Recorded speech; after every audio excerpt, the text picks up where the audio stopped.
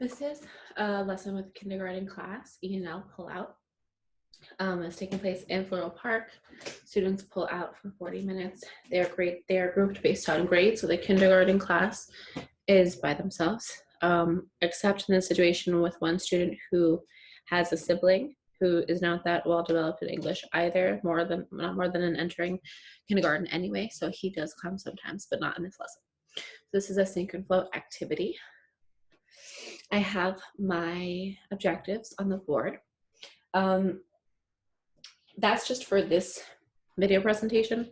Normally, I would write them with my students as they're watching me, and I would say, as I'm writing, I can, and I would sound some of the letters, the words out and the letters, so that students are making that sound to written letter correspondence. Our objectives today are, I can define sink and float. I can write predictions about an item sinking or floating in the water. And I can observe items sinking or floating in the water. So the text that I wrote over here, I changed the colors for the new vocabulary, such as sink, float, predictions, and observe. I highlighted them in pink so that I can circle them. Predictions and observe are not necessarily new vocabulary, but they are critical to the understanding of this lesson.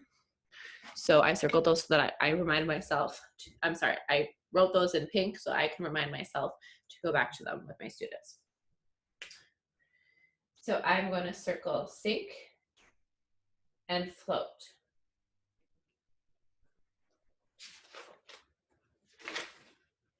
Does anybody know what this word means, sink or float? At this point, I would ask my students to share if anybody has any idea. Some of them at this point volunteer to say sink is like the sink in your bathroom. Oh, wash hands, we wash hands.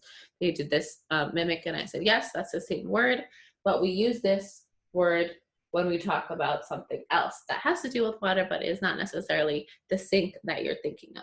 It's sink, but it's not the sink. That actually I didn't even think about it until I performed the lesson. I had never even thought that that would be something I would have to explain, but obviously it's spelled the same, it sounds the same. Of course, students, especially kindergartners, are going to make that connection. At this point, I show my students my vocabulary card. So sink and float are new words. You see this? Sink and float. In this picture, what is happening to the apple?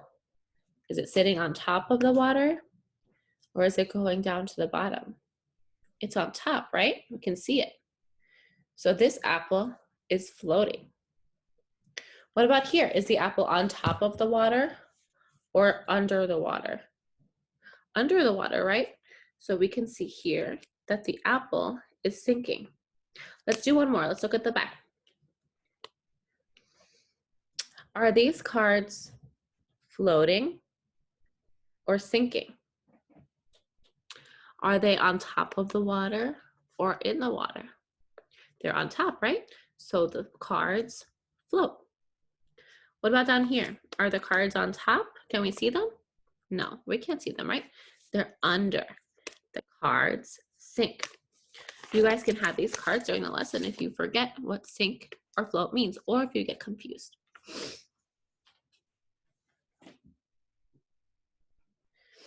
Now, in my objectives, we also said I can write predictions. Does anybody remember what predictions means? Students have practiced predictions before in different experiments. So at this point, a student volunteered to say that predictions mean guess. Yep, predictions mean guess. As you can see on our vocabulary card, they even have it up here too, predict. Do you think the apple's gonna sink or float? So predict means to guess. All right, boys and girls, you know how we have a water table in our classroom? Does anybody ever play over there by the water table? Anybody like that? Yeah, you do? So what toys do you like to play with over there? The rubber ducky. Oh, okay. And the rubber ducky, does it, when you put it in the water, does it stay on top or does it go to the bottom? On top. So is the rubber ducky floating or is it sinking? It's floating, right? So today we're gonna do something similar to you guys playing at the water table. We're gonna practice and we're gonna experiment with these little toys that I have over here. We're gonna see if they sink or float, but first I wanna show you what I have. Just like my friend said earlier, what is this? Rubber duck, see the rubber? Rubber ducky.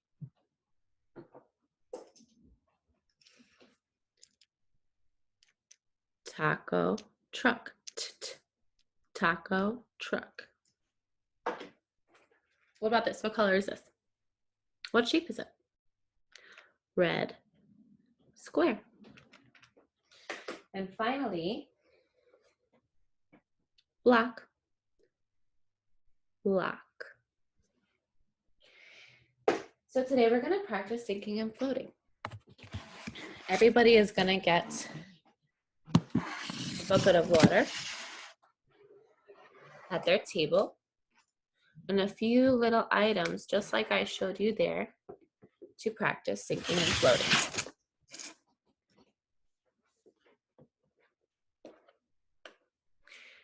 Now at this point in the lesson, I'm gonna model predicting what the item is gonna do, and then I'm gonna model writing my prediction similarly to how my students will be writing their predictions when they do the activity in groups.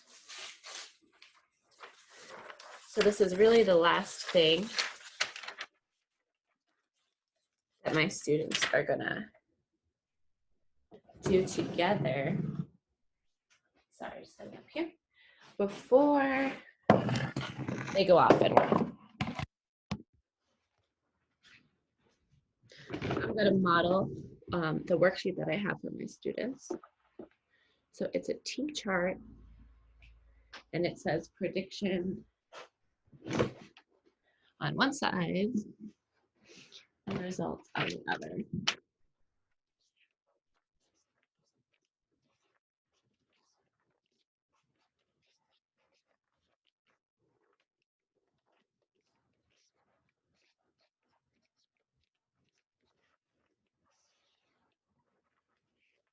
Multi-chart.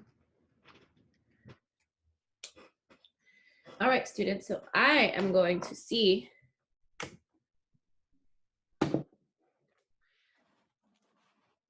if these things here are gonna sink or float. But first I wanna predict. Look at this rubber ducky here. I know that I have a rubber ducky in my bathroom that I use when I take a bath. And I think I remember that it's really hard for me to keep the ducky at the bottom. So I'm gonna predict that the rubber ducky is going to float. Let me write my prediction here. Predict. The ducky floats. Stays above the water. Let's see.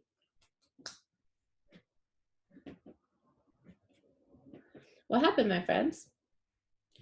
Is the ducky on top of the water or under the water? He's on top, right? So did the ducky sink or did he float?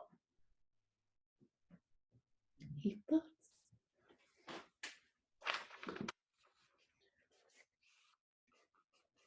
My result was true.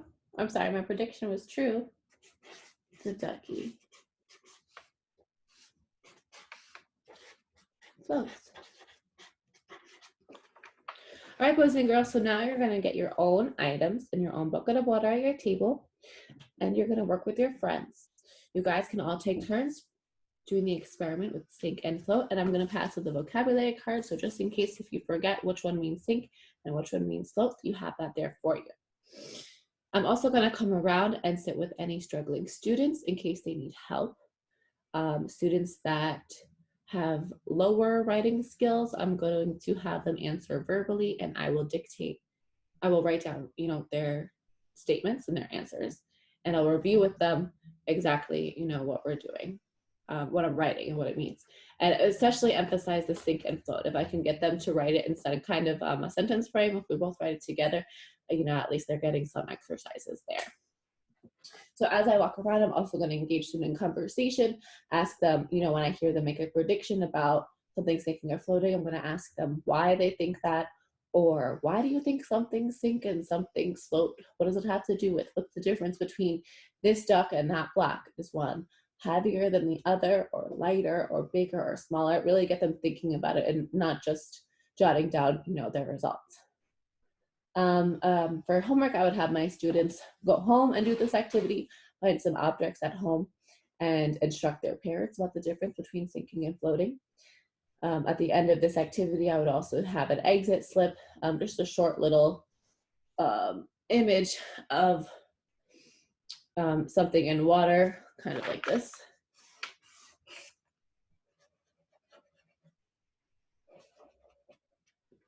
Ask my students, is this sinking or floating? Just so I can assess the comprehension in the class for this, experiment. Do they understand it? Or do I have to do it again? Or how many of them, are able to use those two words and understand the, the opposite and what they mean?